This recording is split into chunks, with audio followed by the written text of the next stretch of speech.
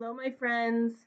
We are getting towards the end of our book here. We only have this much left. Our next chapter in Farmer Boy is called Christmas. For a long time, it seemed that Christmas would never come. On Christmas, Uncle Andrew and Aunt Delia, Uncle Wesley and Aunt Lindy, and all the cousins were coming to dinner.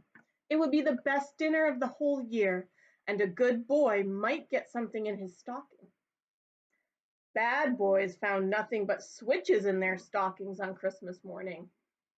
Almanzo tried to be good for so long that he could hardly stand the strain. But at last it was the day before Christmas, and Alice and Royal and Eliza Jane were home again.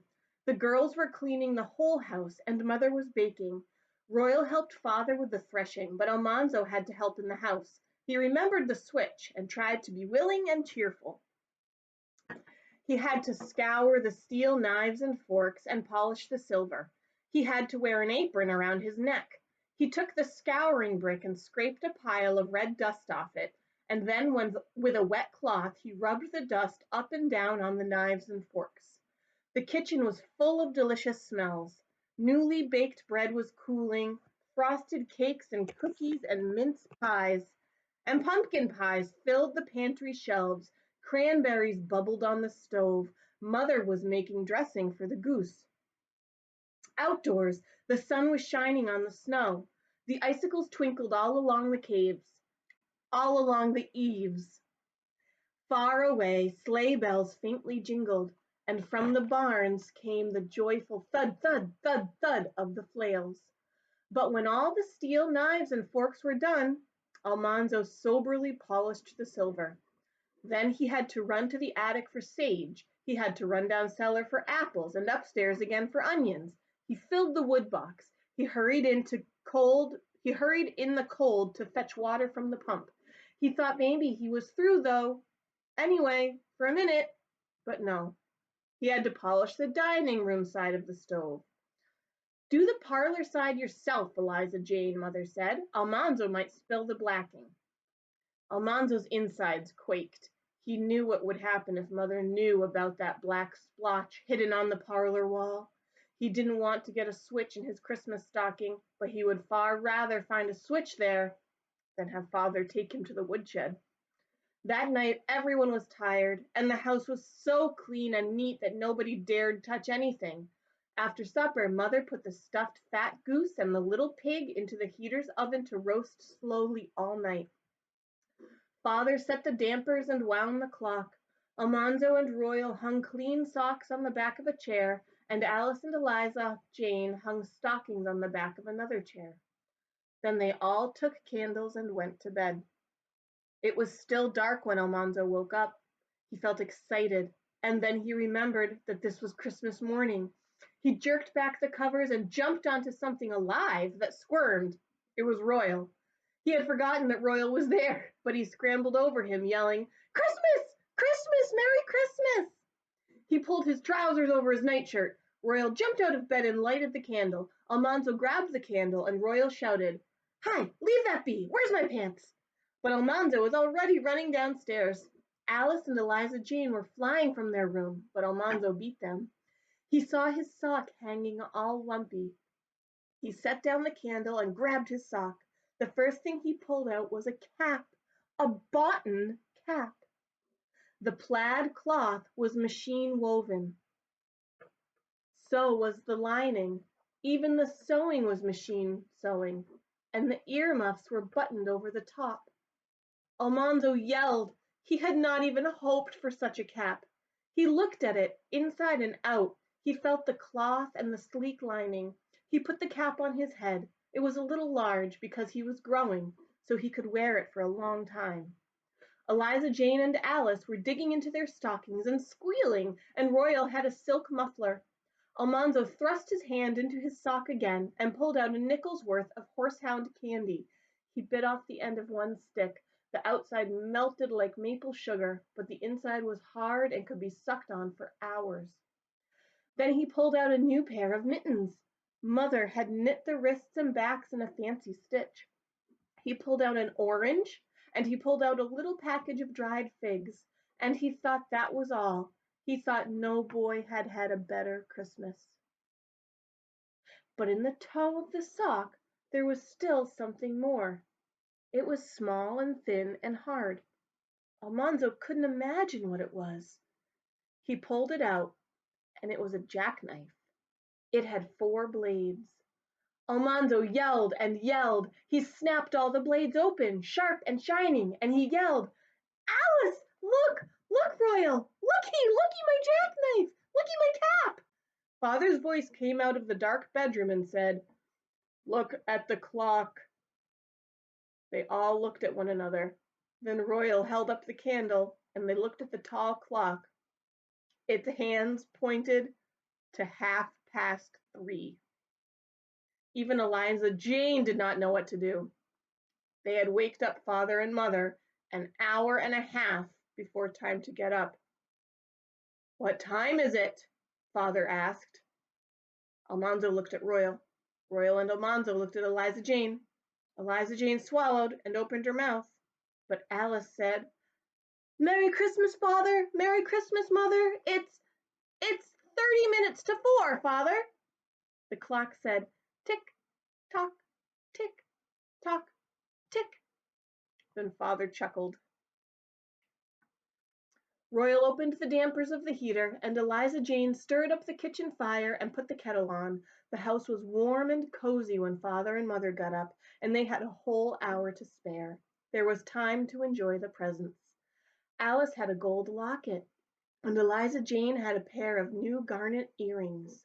Mother had knitted new lace collars and black lace mitts for both of them. Royal had the silk muffler and a fine leather wallet. But Almanzo thought he had the best presents of all. It was a wonderful Christmas. Then Mother began to hurry, and to hurry everyone else. There were the chores to do, the milk to skim, the new milk to strain and put away, breakfast to eat, vegetables to be peeled, and the whole house must be put in order and everybody dressed up before the company came. The sun rushed up the sky. Mother was everywhere, talking all the time. "Almanzo, wash your ears. Goodness mercy, Royal, don't stand around underfoot. Eliza Jane, remember, you're paring those potatoes, not slicing them, and don't leave so many eyes that they can see to jump out of the pot. Count the silver, Alice, and piece it out with the steel knives and forks. The best bleached tablecloths are on the bottom shelf. Mercy on us, look at that clock." Sleigh bells came jingling up the road, and Mother slammed the oven door and ran to change her apron and pin on her brooch. Alice ran downstairs, and Eliza Jane ran upstairs. Both of them told Almanzo to straighten his collar. Father was calling Mother and to fold his cravat. Then Uncle Wesley's sleigh bells stopped. I'm sorry. Then Uncle Wesley's sleigh stopped with a last clash of bells. Almanzo ran out, whooping, and Father and Mother came behind him, as calm as if they had never hurried in their lives. Frank and Fred and Abner and Mary tumbled out of the sleigh, all bundled up, and before Aunt Lindy had handed Mother the baby, Uncle Andrew's sleigh was coming. The yard was full of boys and the house filled with hoop skirts. The uncles stamped snow off their boots and unwound their mufflers. Royal and Cousin James drove the sleighs into the buggy house. They unhitched the horses and put them in stalls and rubbed down their snowy legs. Almanzo was wearing his button cap, and he showed the cousins his jackknife. Frank's cap was old now. He had a jackknife, but it only had 3 blades. Then Almanzo showed his cousins Star and Bright and the little bobsled, and he let them scratch Lucy's fat white back with corn cobs.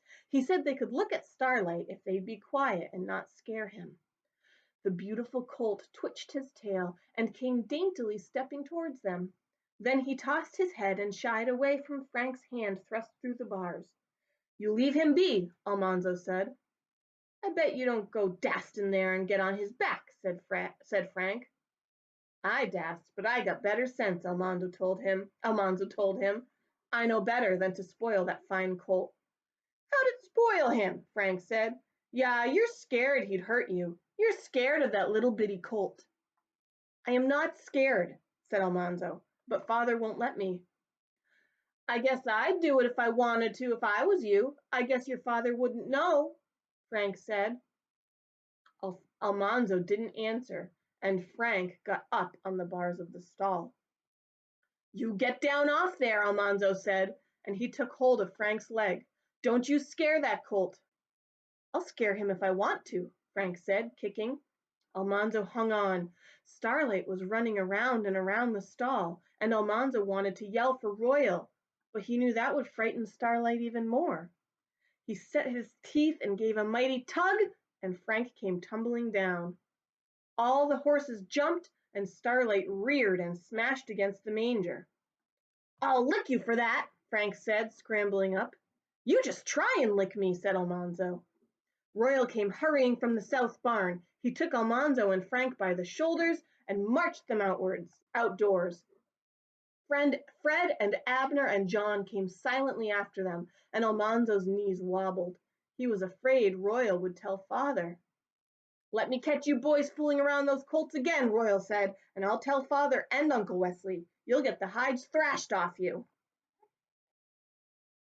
Poor Almanzo, that Frank. He is a troublemaker, isn't he?